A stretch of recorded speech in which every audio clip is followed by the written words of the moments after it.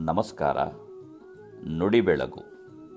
ಅಭಿನವ ಗವಿಸಿದ್ದೇಶ್ವರ ಸ್ವಾಮೀಜಿ ಗವಿಮಠ ಕೊಪ್ಪಳರವರ ಲೇಖನ ಹಿಂದಿನದ್ದು ನೆನೆಸಿಕೊಂಡು ಅಳೋದು ಸಂಸ್ಕಾರ ದುಃಖ. ಒಮ್ಮೆ ಅಕ್ಬರ ಮಹಾರಾಜ ಬೀರ್ಬಲ್ಲನಿಗೆ ನನ್ನ ಅಂಗೈಯಲ್ಲಿ ಕೂದಲಿಲ್ವಲ್ಲ ಯಾಕೆ ಅಂತ ಕೇಳಿದ. ತಾವು ಮಹಾರಾಜರು ನನ್ನ ಬುದ್ಧಿಶಕ್ತಿಗೆ ಮೆಚ್ಚಿ ಬಹುಮಾನ ಕೊಟ್ಟು ನಿಮ್ಮ ಕೈಯಲ್ಲಿರುವ ಕೂದಲು ಉದುರಿ ಹೋಗಿದಾವೆ ಅಂತ ಬೀರ್ಬಲ್ ಹೇಳ್ದ. ನನ್ನ ಅಂಗೈಯಲ್ಲಿ ಮಾತ್ರವಲ್ಲ, ನಿನ್ನ ಅಂಗೈಯಲ್ಲಿಯೂ ಕೂದಲು ಇಲ್ಲ ಯಾಕೆ ಎಂದು ಕೇಳಿದ ಅಕ್ಬರ್. ನೀವು ಕೊಟ್ಟ ಬಹುಮಾನ ತೆಗೆದುಕೊಂಡು ನನ್ನ ಕೈಯೊಳಗಿನ ಕೂದಲು ಉದುರಿ ಹೋಗಿದಾವೆ ಅಂದ ಬೀರ್ಬಲ್. ಆಯಿತು, ಇಲ್ಲಿರೋ ಯಾರ ಅಂಗೈಯಲ್ಲಿಯೂ ಕೂದಲು ಇಲ್ವಲ್ಲ ಯಾಕೆ ಅಂತ ಕೇಳಿದ ಅಕ್ಬರ್. ಏನಿಲ್ಲ ಮಹಾರಾಜ, ನೀವು ಪಾರಿತೋಷಕ ಕೊಡೋರು, ನಾನು ತಗೊಳ್ಳೋನು. ಇದನ್ನು ನೋಡಿ ಅವರಲ್ಲಿ ಹೊಟ್ಟೆ ಕಿಚ್ಚು ಬಂದು ಕೈ ತಿಕ್ಕಿಕೊಂಡಿದ್ದರಿಂದ ಅವರ ಅಂಗೈಯಲ್ಲಿಯೂ ಕೂದಲು ಇಲ್ಲ ಎಂದ. ಇನ್ನೊಬ್ಬರ ಸುಖ ನೋಡಿ ತಡ್ಕೊಳ್ಳೋಕೆ ಆಗೋದಿಲ್ಲ ನಮಗೆ. ಇನ್ನೊಬ್ಬರ ಬೆಳವಣಿಗೆಯನ್ನು ನೋಡಿ ಸಂತೋಷ ಪಡೋದನ್ನು ಕಲಿಯಬೇಕು. ತುಂಬ ಜನ ತಾಯಂದಿರು ತಮಗೆ ಮಕ್ಕಳಿಲ್ಲ ಅಂತ ದುಃಖ ಪಡ್ತಾರೆ.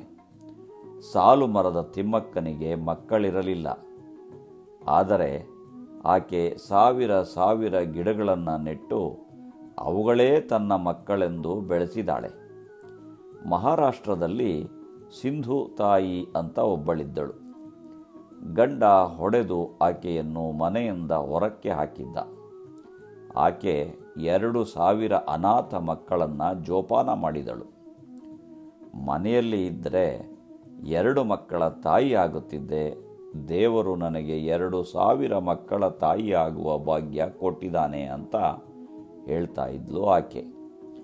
ಎಲ್ಲ ಮಕ್ಕಳು ನಮ್ಮ ಮಕ್ಕಳು ಅನ್ನೋದನ್ನು ಕಲಿಯಬೇಕು.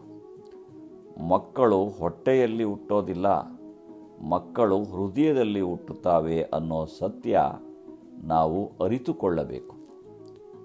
ಪರಿಣಾಮ ದುಃಖ, ತಾಪ ದುಃಖ ಆದ ನಂತರ ಸಂಸ್ಕಾರ ದುಃಖ ಅಂತ ಒಂದಿದೆ.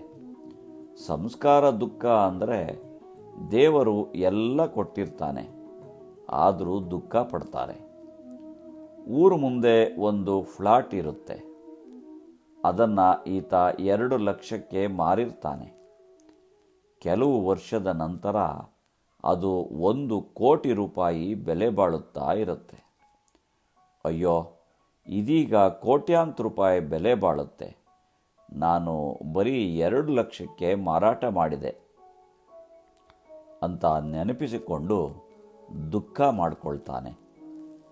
ಹಿಂದಿದ್ದು ನೆನಪಿಸಿಕೊಳ್ಳೋದು, ಇಂದು ಅಳೋದು, ಇದಕ್ಕೆ ಸಂಸ್ಕಾರ ದುಃಖ ಅಂತಾರೆ. ಅದಕ್ಕೆ ಮನುಷ್ಯನಿಗೆ ಗೊತ್ತಿರಬೇಕು, ದುಃಖ ಬರುತ್ತೆ ಹೋಗುತ್ತೆ ಅಂತ. ಅದರ ನಡುವೆಯೇ ಹೇಗೆ ಬದುಕಬೇಕು ಅನ್ನೋದು ತಿಳ್ಕೊಂಡಿರಬೇಕು. ಜೀವನ ಅಂದಮೇಲೆ ಸೋಲು ಗೆಲುವು, ಮಾನ ಅಪಮಾನ ಎಲ್ಲ ಬರುತ್ತೆ. ಅದನ್ನು ಮೆಟ್ಟಿ ನಿಲ್ಲಬೇಕು. ತಕ್ಕಡಿ ಇದ್ದಂಗೆ ಇರಬೇಕು. ತಕ್ಕಡಿಯಲ್ಲಿ ನೀವು ಬಂಗಾರವನ್ನಾದರೂ ತೂಗಿ, ಕಲ್ಲನ್ನಾದರೂ ತೂಗಿ, ಅದು ಸಮನಾಗಿಯೇ ತೂಕ ತೋರಿಸುತ್ತೆ. ಮನುಷ್ಯ ಕೂಡ ಹಾಗೇ ಇರಬೇಕು.